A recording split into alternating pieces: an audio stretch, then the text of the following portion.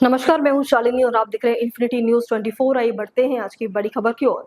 पहलगांव हमले का निकला हमास कनेक्शन।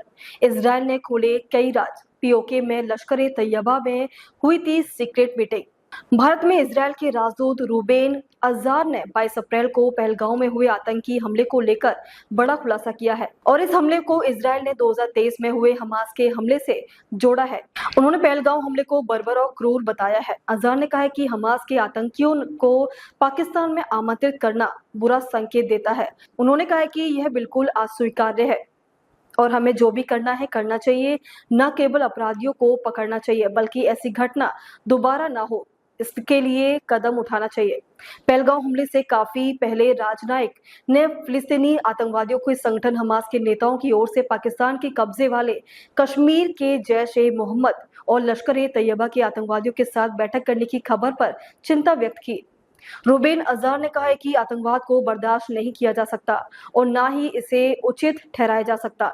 ये सच्चाई है कि आतंकवादियों को दूसरे संगठनों से पनाह मिल रही है, इसे स्वीकार नहीं किया जा सकता। उन्होंने कहा कि ये सच है कि हमास के आतंकवादियों को पाकिस्तान में आमंत्रित किया गया। ये एक बुरा संकेत है।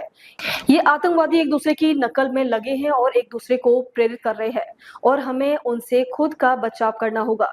एनडीटीवी से बातचीत के दौरान इजरायल राजदूत ने कहा कि आतंकवादी सभी स्तरों पर एक दूसरे का सहयोग कर रहे हैं और एक दूसरे की नकल करने में लगे हैं। मुझे यकीन है कि खुफिया एजेंसियों ने उन्हें हराने के लिए मिलकर काम कर रही है। उन्होंने कहा कि पहलगांव हमले में और 7 अक्टूबर 2023 में इजरायल में जो हुआ, इन दोनों घटनाओं में समानताएं हैं।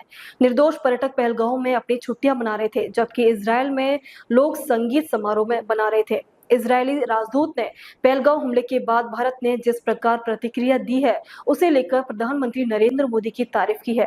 उन्होंने कहा कि मैं भारत सरकार द्वारा उठाए गए सख्त कदमों से काफी उत्साहित हूँ।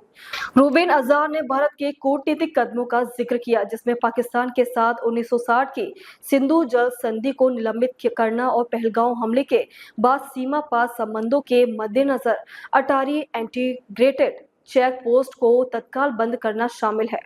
अब तक के लिए बस इतना ही। फिर होगी आपसे मुलाकात, तब तक के लिए नमस्कार और देखते रहिए इन्फिनिटी न्यूज 24।